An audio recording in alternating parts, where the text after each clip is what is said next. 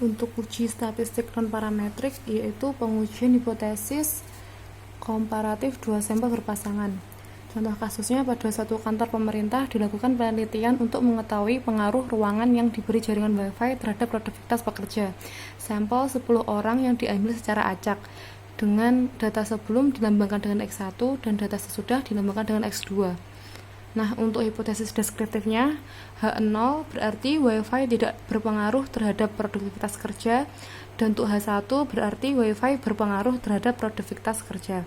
Nah, untuk langkahnya, kita ke variable view, buka SPSS-nya, kita pakai versi 26, lalu kita ketik untuk variable view-nya X1 labelnya sebelum, untuk X2 labelnya sesudah, desimalnya kita nolkan, measure-nya kita ganti nominal.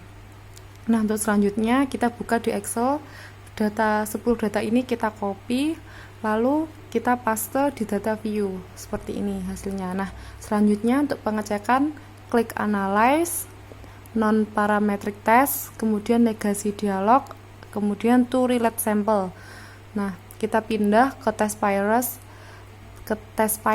untuk variabel satunya itu sebelum, untuk variabel keduanya itu sesudah. Kita untuk tipenya, tes tipe, kita pakai Wilcoxon ini ya. Lalu kita klik OK. Nah, muncullah data seperti ini. Nah, untuk data yang pertama yaitu tabel ranks, di mana tabel ranks itu berarti ini ada negatif ranks, positif rank, sama TIS. Nah, untuk negatif rank tersendiri itu artinya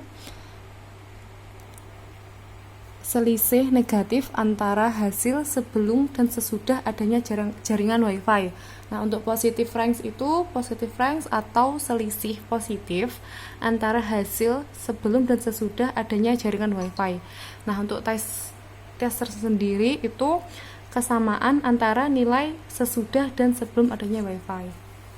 Untuk tabel kedua yang terakhir ini yaitu tes statistik. Nah, di sini ditunjukkan bahwa pada tabel tes statistik ini berdasarkan output asymptotic totalnya itu sebesar 0,358. Nah, di mana nilai signya itu 0,358 lebih besar daripada 0,05, yang berarti H0-nya itu diterima. Nah, jika H0-nya diterima, dapat diartikan bahwa tidak terdapat perbedaan yang signifikan antara kedua variabel yang diuji. Jadi, antara sebelum dan sesudah adanya jaringan Wi-Fi itu tidak ada perbedaan yang signifikan.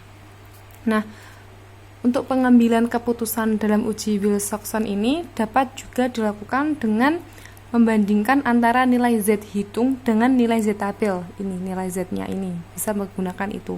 Nah, di mana jika Z hitung itu lebih besar dari Z tabel, maka H0-nya diterima.